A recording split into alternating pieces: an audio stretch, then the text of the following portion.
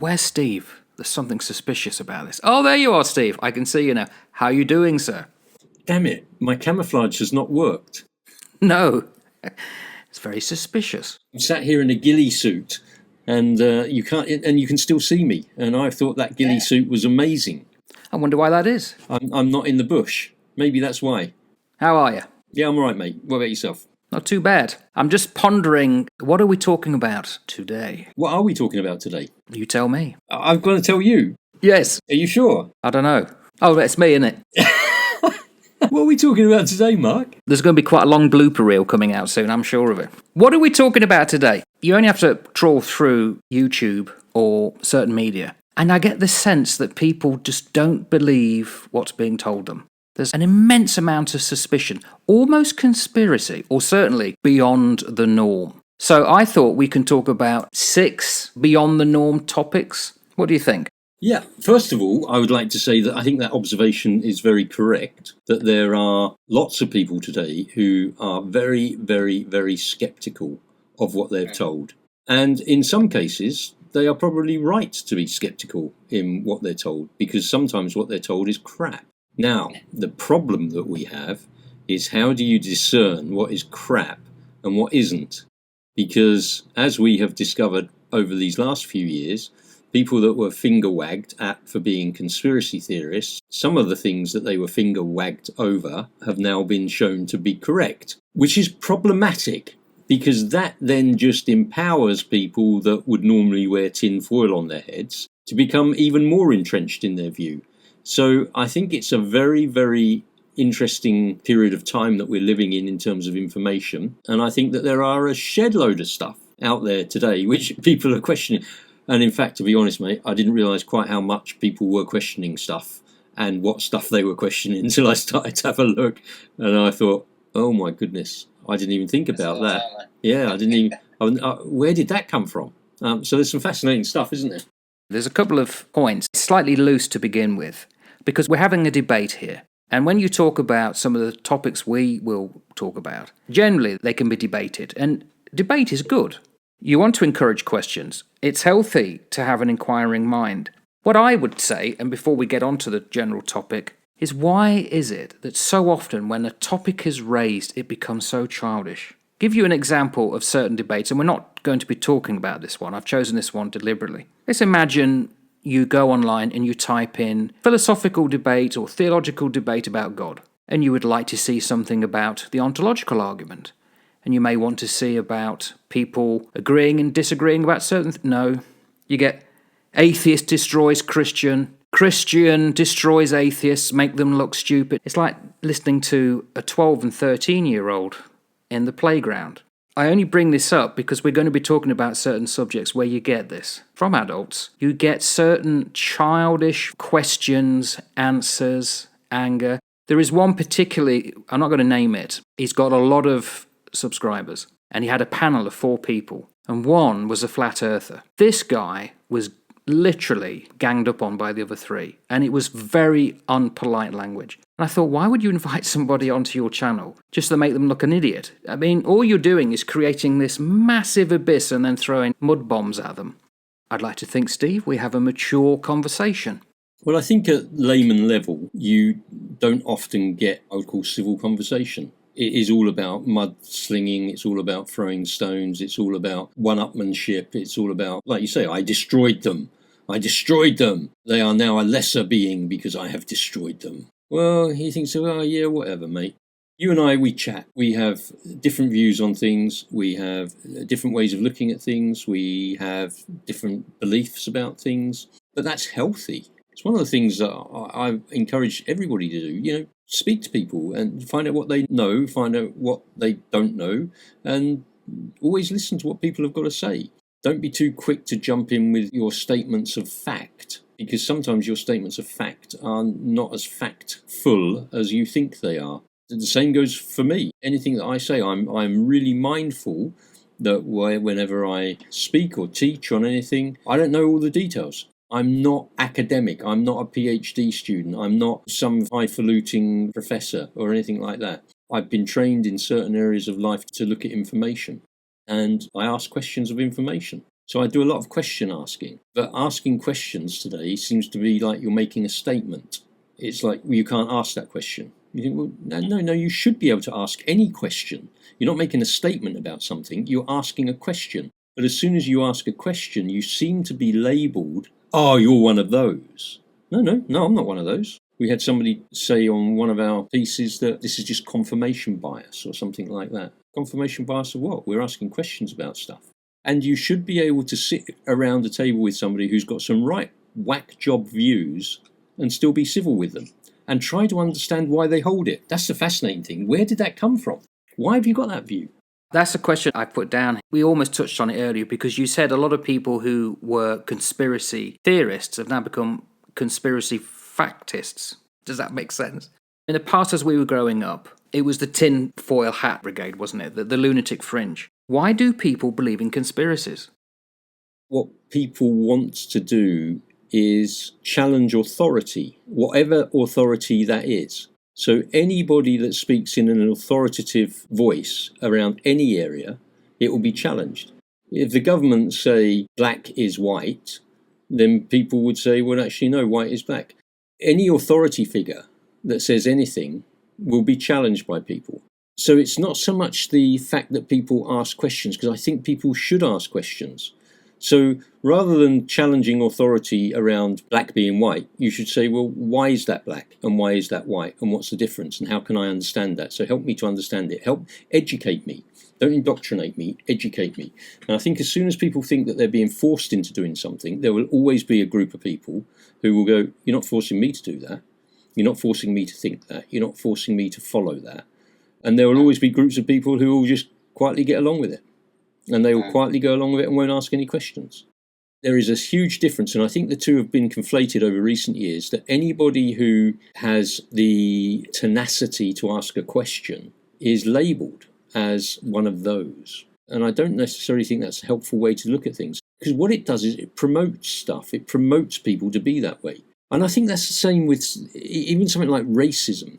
I don't think that, from what I have seen, and I haven't seen everybody, so I'm using a very small pool of people here, I don't think children are racist. No. So you stick kids in the playground together of certain age as they're growing up, and there's black kids, brown kids, white kids, pink kids, all sorts of kids. They might go, oh, look, your hand's different to mine, and then they get on and go, let's catch the ball, type of thing. But there's no inherent hatred of that colour or that skin tone or anything like that.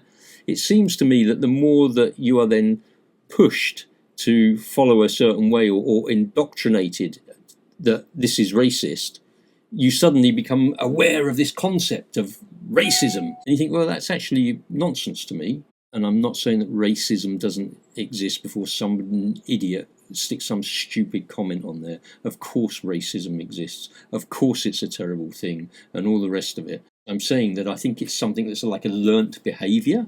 I don't know. I mean, you were a teacher, you'll have seen much more of this, but it seems to me it's a learnt behaviour from parents who go, oh, you don't want to look at them, they're this, or they're that, or they're the other, and we don't like them, and then the kids grow up not liking them. No, it's true. I mean, as a teacher, at parents' evening, you can almost say, yeah, I can see where the kid gets it from. They're just repeating what they hear at home. With the conspiracies, and it's similar to racism, we're not talking about racism, it's one of those deficit theorizing, fear-based kind of things. I don't know the answer, so therefore I'm going to assume the worst. And that's just low vibrational. If you doubt something that the government is saying otherwise, or whatever, yes, ask, but don't go down the rabbit hole of being ridiculous. Do it in a mature manner and try and make it so that it's a conversation from both sides, because it's always one-sided, isn't it? With conspiracy theories, you tend to have the opposed part that doesn't say anything, like a government will not make a comment or something like that. So all the chatterati keep going on and on and on, and it seems to be this cycle that they're getting deeper and deeper and deeper because they're egging each other on, echo chambers and whatever. In The Guardian, a couple of 3 years ago, Zoe Williams did a piece on Peter McIndoe. He's an American. I'll just read this out. On a march, Peter McIndoe held up a sign and talked about how the deep state had replaced all birds with drones. It was meant as a small act of satire, but has now become a mass movement. And there's a picture where these people in the street holding up birds aren't real. And underneath, the tagline says, "The movement has enough satirical flags that Generation Z," well, this is America, so Generation Z recognizes immediately what is going on, but not everybody recognizes its satire. Some people have now come to believe that there is a conspiracy.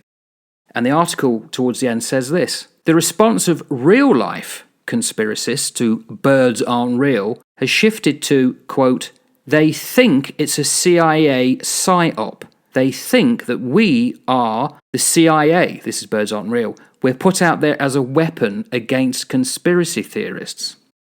So one, I don't know how old this guy is, early 20s, did a satirical thing and it's now been picked up and people believe it. Where do you draw the line, right? Where do you draw the line? This is where you need a real healthy dose of discernment. And you probably need to find people around you who have got a degree of knowledge or experience or exposure to some of the things that concern you. If you trust those individuals, then perhaps you might find that you're less concerned about certain things. Don't get me wrong, I don't think for one moment that I understand or know all of what goes on in the dark, deep circles of state. But I have been involved sufficiently in some of those circles to know that there are things that go on which you don't discuss. They just are.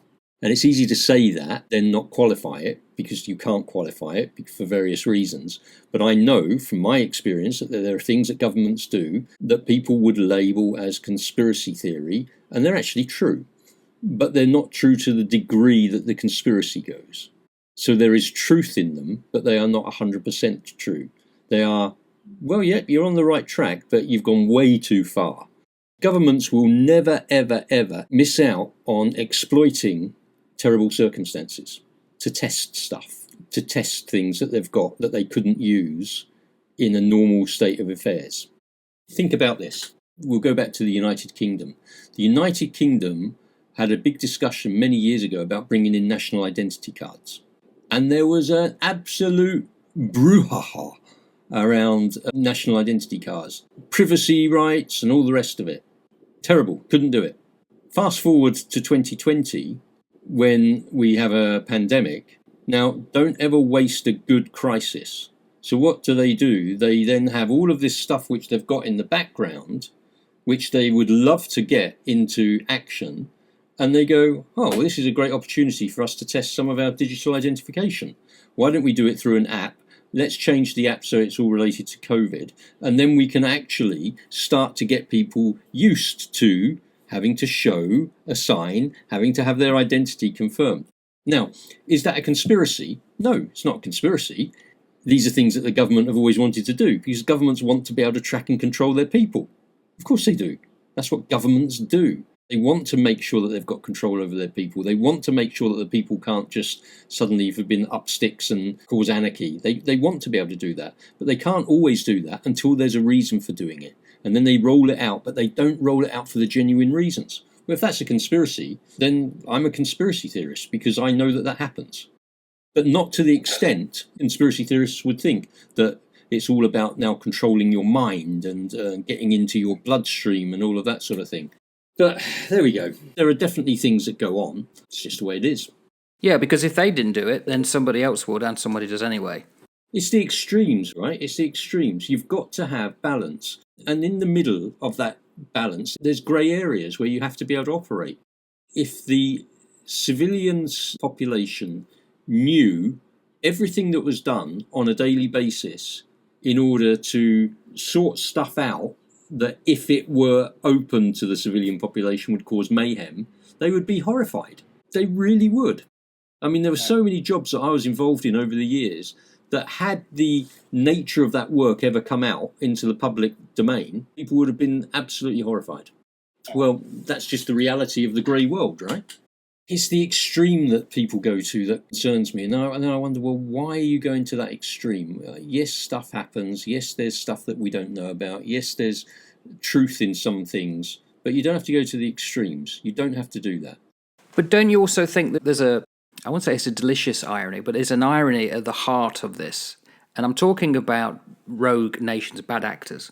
We see films where there is a sleuth or a spy, but it's one of our spies. We don't like it when the enemy are using technology and ways to manipulate. But when our guy does it, it's perfectly all right. You see, because we always have the moral high ground, don't we? Exactly. This is one of my problems, and as we have discussed at some length with the current conflict of Russia and Ukraine. Both of us are absolutely appalled at what has happened to that nation of Ukraine. Both of us are of no doubt that what has gone on is criminally wrong, and it is of great sadness. But we don't hold the moral high ground, and I don't think that we hold moral high ground in lots of areas. You know, we don't hold moral high ground anywhere, if we're to be honest. We really don't. What we're good is we're good at just spouting stuff. And because it feeds into our people, and, well, yes, that's right. Absolutely, that's right. We do lots of bad stuff. Talking of bad stuff, where shall we begin? We've got 6 to go through. Do you want to start with Flat Earth? Well, why not? I actually found a Flat Earth Files podcast today that popped up on my feed. That concerns me. Why did it pop up? No, I hadn't even looked at it. We don't necessarily have to have Alexa in the room. And you put this up. Do you think I'm a conspiracy theorist? Am I listening to so many other things? I blame RFK, not JFK, but RFK, because I've listened to a lot of his podcasts and everybody thinks he's a total whack job. Unfortunately, if he's a total whack job, then I guess I must be, because so much of what he says I find fascinating. Flat Earth. I honestly didn't think that was a real thing. I thought it was Terry Pratchett and Discworld.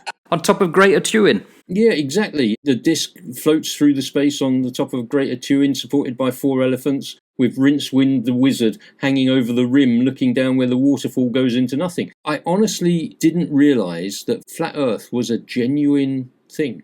It's ancient.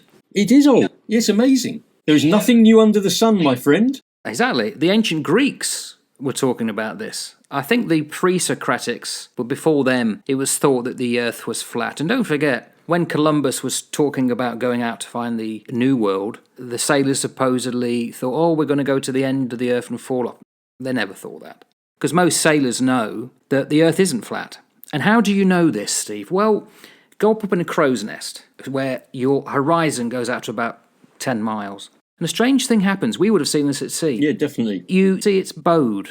And strangely, if we were steaming alongside another ship and you got your binoculars, very powerful binoculars, and the ship goes off away from you, you can't follow it all the way across the ocean to its port. It seems to disappear. It's almost like hull down, then the superstructure disappears, as though it's going over the brow of a hill. Why is that, Steve? I wonder. The further away it gets from you, it sinks. So you can see the hull, and then you can see the upper structure, and then what you're left with is the mast as it goes further and further away from you, and then the mast disappears as well. The only theory I have, Mark, regarding this, is that as the ship goes round and gets further away of the curve, that it moves out of our sight, because it's no longer within our line of sight. When I was on the Brazen, and you was on the Manchester, and we were flashing lights to each other, and then we parted, and then you disappeared for 33 years, I thought, where's it gone? Gone off the rim. You must have fallen off the edge. I did. Fortunately, the luggage came and got me, because sapient pearwood does that. In all honesty, though, and no disrespect, it's bollocks. The flat Earth, right? If you got a very powerful binoculars or a telescope and you went to the west of Ireland, set it up on a high cliff, because there are quite high cliffs there, follow a boat going over to America and see it arrive in New York, you don't. And then think to yourself, why is this? Because it's an extremely powerful telescope. Why is it that the moon that seems flat, when it's directly overhead, its shape seems to elongate? If it was flat, that wouldn't happen. Or more importantly, how is it that the Earth can cast a shadow onto the moon occasionally and it's bowed? It's got like this curve to it. There's no contradiction to say that the Earth is not flat. What I are interested in is why people want to believe it.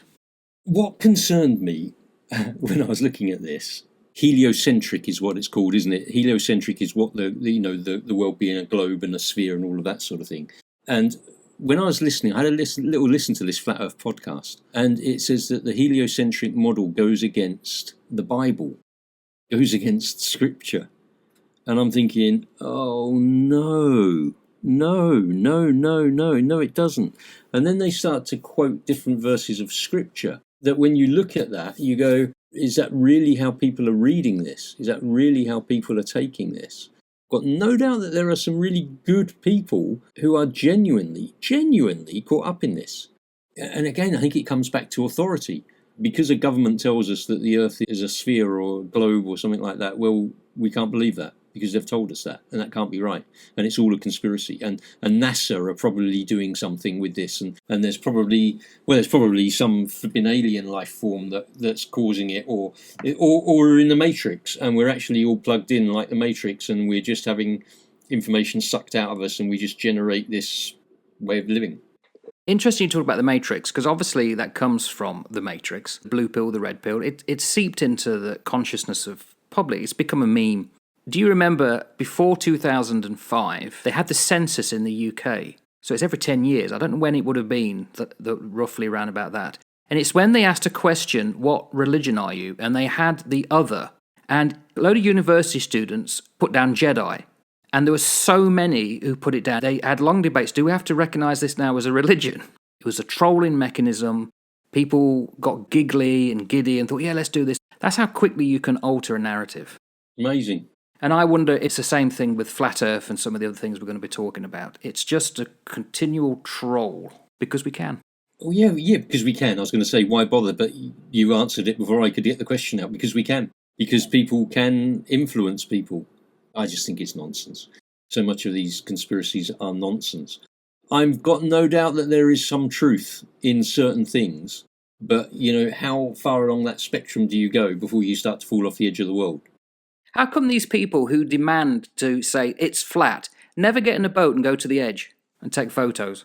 I think one of the beliefs is a single infinite plane. So you'll never come to the edge because it just goes on forever. You don't quite get to the spinning disc where you fall off at the rim and head down to visit Greater Tuin. I'm not sure that will work in my head. We've mentioned Greater Tuin and Rincewind. It's from Terry Pratchett's Discworld. The Colour of Magic, or is it the Light Fantastic? There's a great scene in there towards where they're coming to the end of the Earth. And there's this massive sea monster. It's just made up of water. And Rincewind has to stay overnight. And in the morning, this thing shrunk to a little dwarf thing. And Rincewind asks, what's wrong with you? And this monster says, I've got chronic tides. Oh, Pratchett, what a great writer. I loved Pratchett. Yeah. I thought he was great. There you go, so flat earths, mate. I'm not convinced. No, nor am I. Well, I am convinced. It's just BS. Yeah, they haven't sold me on that conspiracy. Well, let's go on to a second conspiracy and see if we can sell you on this one then. JFK. Was he assassinated?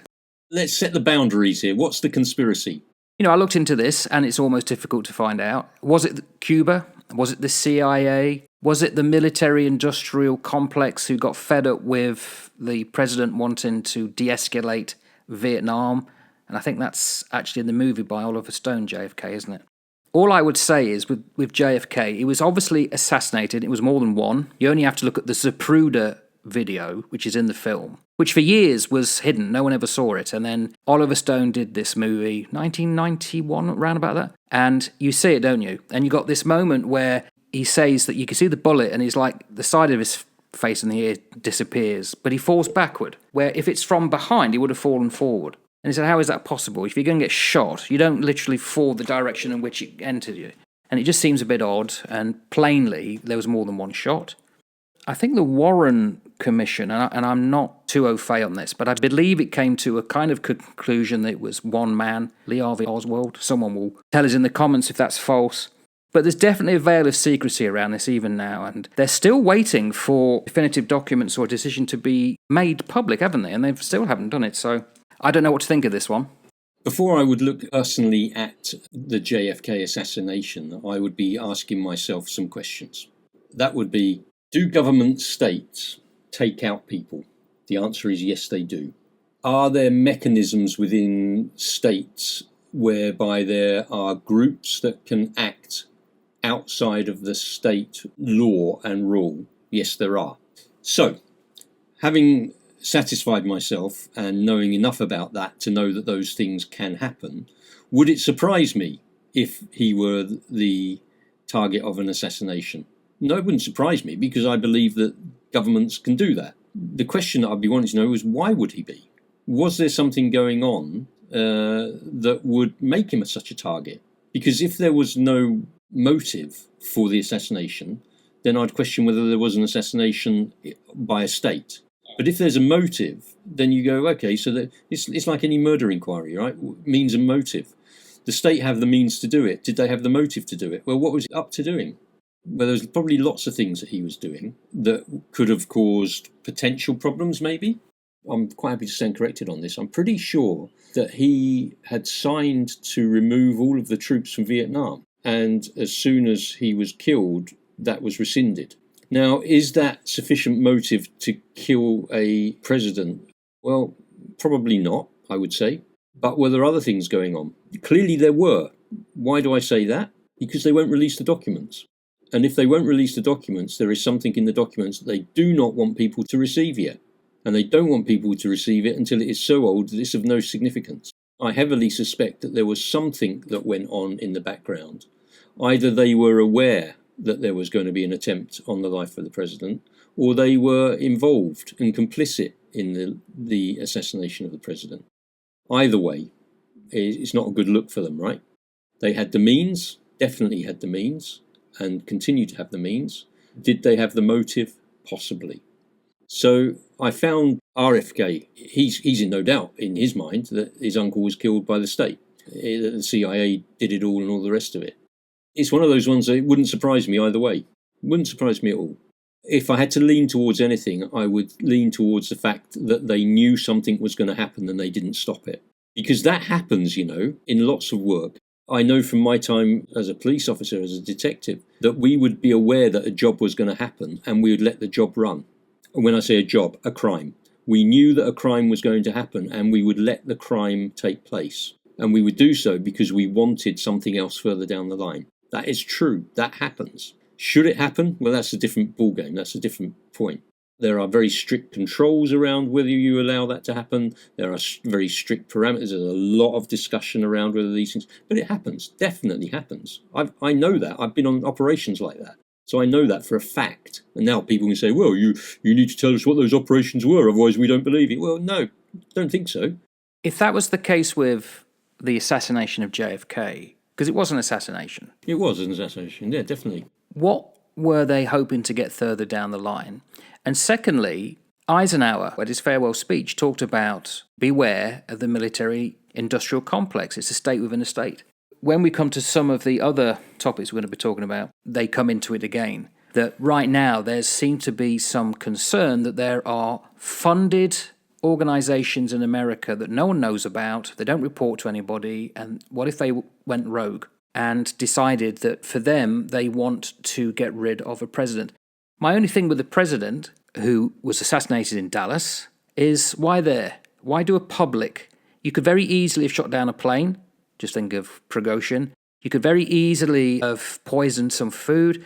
Why do it in such a public place? That's always got me. And then left it with all this craziness of the magic bullet and all that. Why leave so many loose ends? I really don't know. If it was a plot that was carried out by, deep state operatives, there are better ways to have done that. There are better ways to have removed him, because they say there's a million different ways that you can remove somebody. You've only got to read about Mossad to know how that can happen. I don't know why it needed to be so public. I don't know whether it was... the reason that things are done in public is because they're sending a message normally to a broader audience. And so what we don't know is who that broader audience was. Was that broader audience America, or was that broader audience foreign power? Let's say the broader audience is a foreign power. What are we telling the foreign power? We are saying, don't mess with us, because we're quite happy to even take out our own democratically elected president. So don't think for one moment that if you come across our borders, we're not going to flipping take you out. So it could be a statement like that, and that's purely speculative, but it's not impossible, right? You're showing that you can take out anybody, and so a foreign country, that doesn't matter to you at all, which could be one way of looking at it. But I think around about 70% of Americans believe that the assassination of JFK was part of a broader plot. That's a big percentage of the American population that within their establishment, their nation state, people conspired to take out a democratically elected president. That's quite substantial. It is. I don't think he was the first president to be assassinated, was he? Well, Lincoln was assassinated. Obviously. I don't know how many American presidents have been assassinated, but I'd imagine there have been at least a slack handful. Lincoln, Garfield, McKinley and Kennedy. So 4 of them. Yeah, and they've all spawned tales of mystery and conspiracy. Well, they're going to, aren't they? Whenever a head of state is removed, in whatever way, shape or form it takes, it's always going to be a topic of interest. Because there's always the potential that there was somebody nefarious behind it. Always the potential. Obviously, other than the person that's killed the individual. Princess Diana, was she taken out? There's lots of questions around that, isn't there? And so anybody that's prominent, anybody that is vocal, anybody that's anti-government, or anybody that does something against the establishment. Because you've got to remember that there is an establishment. There's the democratically elected government, absolutely. But who is there all the time? Well, the establishment, the civil servants who run the intelligence agency. It's the civil servants who run the defence side of things. It's the civil servants who run all of this. And they are there all the time. And so governments come, governments go. But the people that are in power are constantly in power. They're not elected in, they're in power. And they pull the strings on a lot of stuff that happens. Yes, a minister is briefed and a minister signs off on things, but a minister doesn't sign off on everything. That's the basis of Yes Minister and Yes Prime Minister, isn't it? But it's true. With JFK then, I'm unsure on this one. I don't know. I can see why a lot of people would see it as a conspiracy. The report seems implausible in the whole history of ballistics. This one bullet did magical things. It's never been replicated before or since. It's like a red rag to a bull, isn't it? You're saying, even we got no answers and we're going to put this out, but hey, just make of it what you wish. Yeah, that's right. If I was to be gracious towards the American establishment, and if I had to sit anywhere, it would have to be, I'm not wedded to one way or the other, but if I was to lean somewhere, I would say that they were probably aware an attack was going to take place and they did nothing about it. That's where I'd start.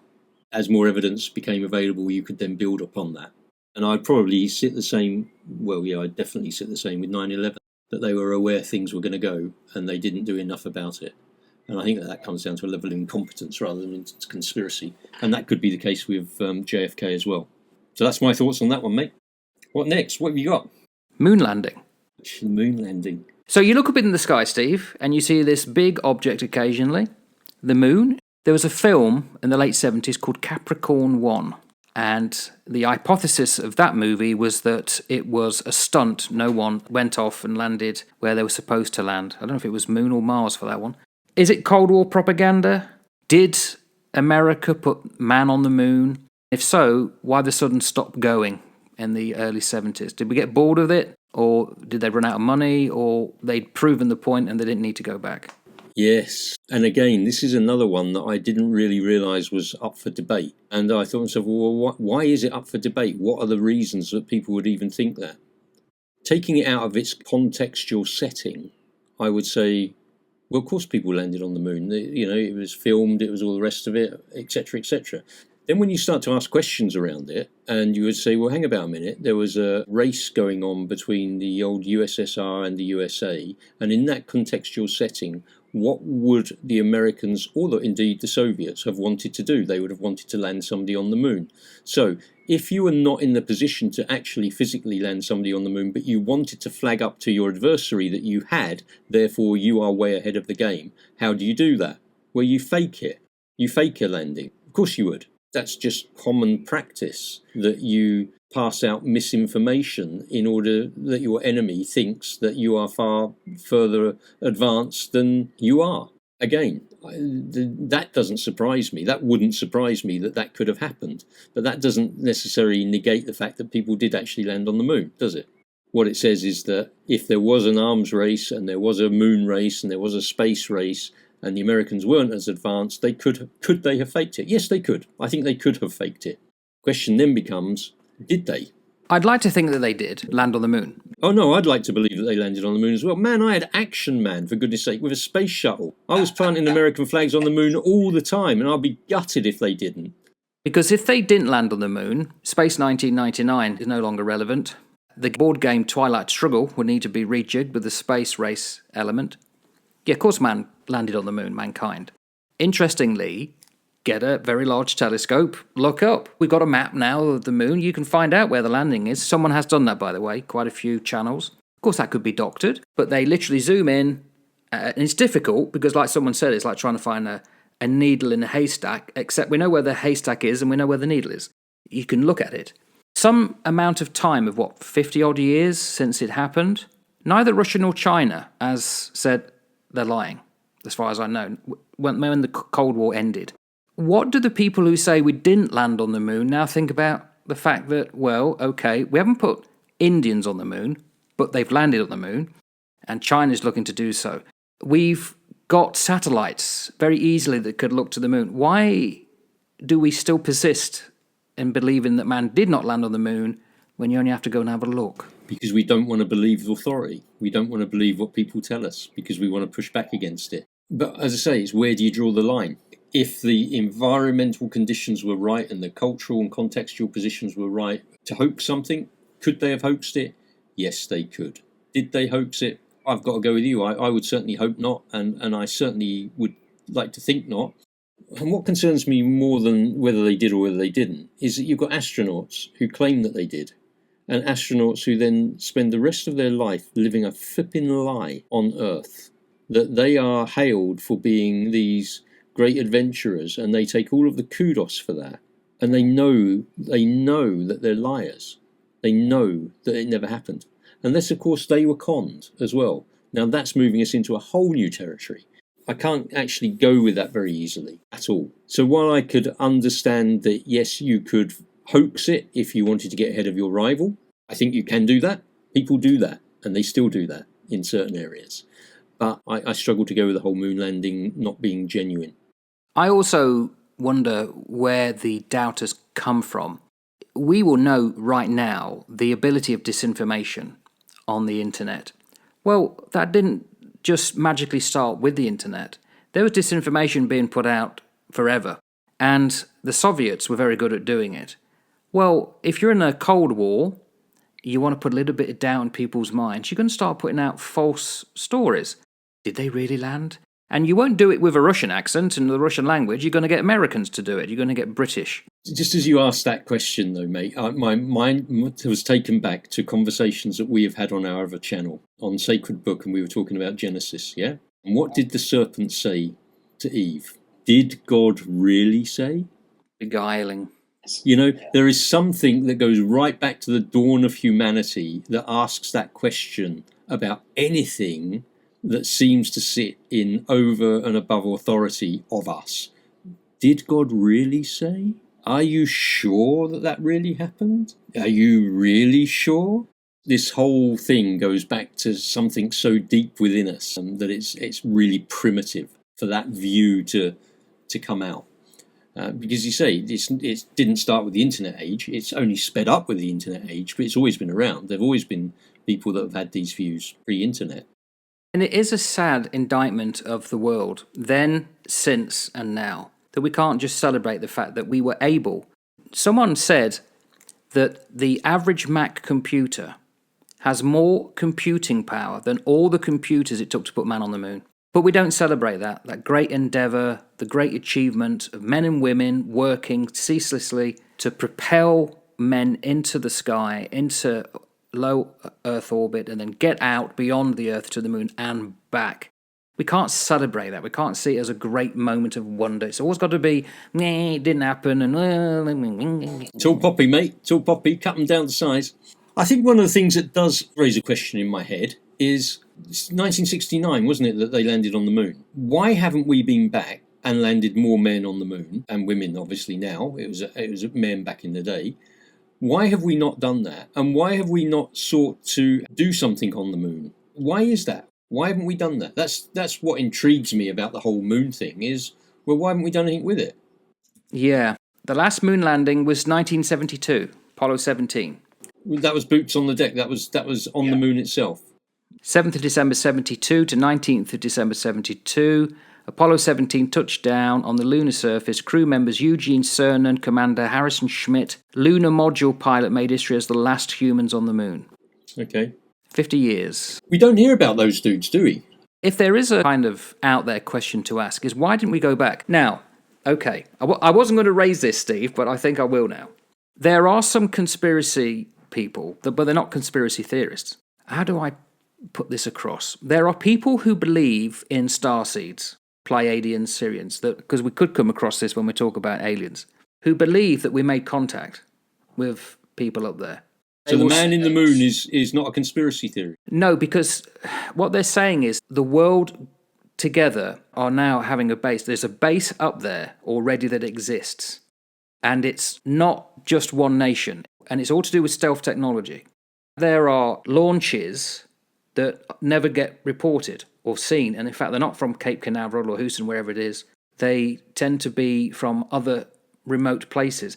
Some have even hypothesized Antarctica. Go figure. Gosh, my top secret clearance was never enough, was it? I've never been invited to any of these meetings. I'd love to have been invited to those meetings. They are already amongst us, but it's like these congressional hearings. How much is known about UFOs? What is not being revealed? Why is it always, yes, we've seen something, then it's never over London, and it's never over big areas in which we could categorically say, yeah, they're there. Why then, if they're here, who are they hiding from? Well, you've taught me something, mate. I didn't realise that there were men on the moon. I'm not saying there are. I'm saying people believe that there are. I didn't realise that people actually believed that either. Yes, you'll be surprised what people believe. Hey, look, people have been mock me for what I believe, so, who am I to mock anybody for what they believe? So with the moon, we definitely landed. Yeah, I would agree with you, mate. And if we didn't, we blooming well should have done.